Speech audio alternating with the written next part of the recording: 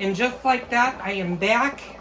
I am frying my final 3 pieces. And the reason I put the last 3 pieces in together is I've done this meal a lot of times in the past. It's one of my favorite growing up.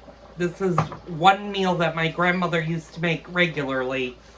Well, actually, all of the foods I grew up with, she made regularly, but this was a definite favorite of mine. So I'm just letting these fry. And now I'm going to go ahead and just start the potatoes. I turned my oven down. It was at 250 degrees, but when I snuck a little piece, and sometimes you'll have a very small piece of breaded meat that you can have a little taster, it was perfectly done. So I don't need it to fully cook. So I just have my oven on a moderately low heat. I turned it down to 200 degrees. If you're worried about your meat not being done, don't turn it above 250 degrees. Otherwise, you're going to have really dry meat.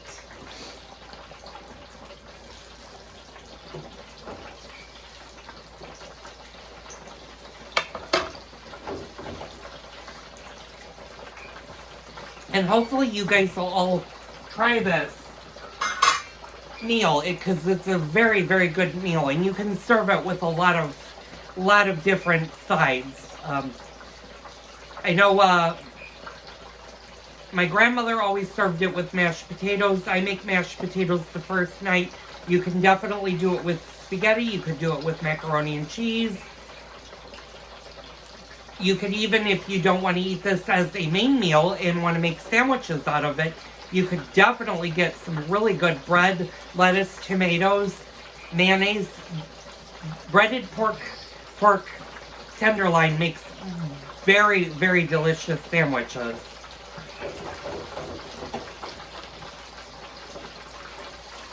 I will say one thing, however. You can freeze this after it's fully cooled.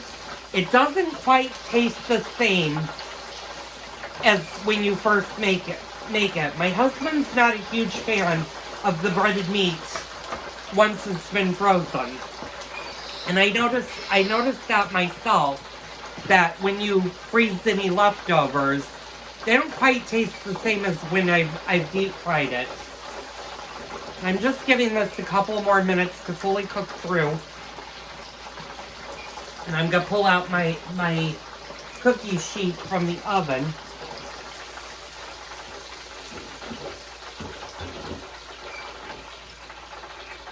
And I'm going to turn off my deep fryer, and I'm actually going to unplug it now. And I'm going to show you the end result. That is my final 3 pieces of breaded meat. They came out perfectly.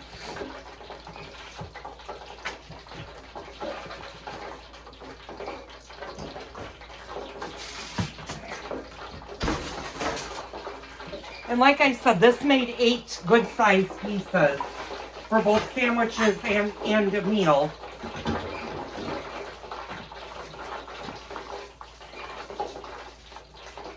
I'm just giving the last couple of pieces of breaded meat the salt, and I'm going to show you guys the end product. That is your breaded pork tenderloin, also known as breaded meat. So I'm going to turn you guys around. I'm going to set you guys down. I'm going to put this back in the oven. You ideally just want to have this in the oven for about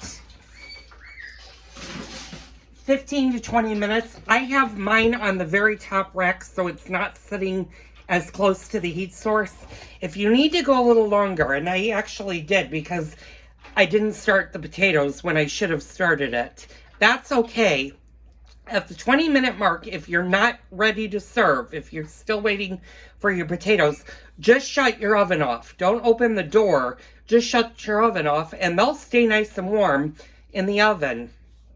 So I hope you enjoyed this video. I hope you guys try my grandmother's breaded meat. It is a very good recipe. It's been around for a long time. I know restaurants that actually serve breaded pork tenderloin.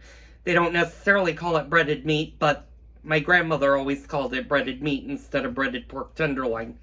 But it's a really, really fun and good thing to have for a dinner. And you don't have to worry so much about cholesterol because you only make this maybe a couple of times a year. You don't make it, this is not something that Bob and I have every single month. I make it maybe every third or fourth month, or when one of us tells the other that they want breaded meat for dinner, and I have no problem doing it. As you can see, it's 4:24. I started frying it at about 4:10, so it took me 14 minutes to fry all 8 pieces, and they came out perfect. So bon appetit, enjoy. I hope you liked this video. Leave me a comment down below if you have questions, or if you want to see a particular video. I know I'm going to give a shout out to one of my friends by the name of Cal. He's a fellow Jeeper of mine and is in one of my Jeep clubs. He has requested Swedish meatballs, and after Valentine's Day next week, I'm going to go get all of the ingredients for the Swedish meatballs, and I'm going to do a Swedish meatball video. So that's going to be coming up later in the month. So I hope you enjoyed this. Enjoy the leftovers because they're really great. You can eat them cold, or you can heat them up in a toaster oven or in a low oven. Heat them up, put them on bread, and you'll have a really, really great snack. So, thank you for tuning in. Don't forget to hit the like button and the subscribe button to see more wonderful Cooking with Joel videos.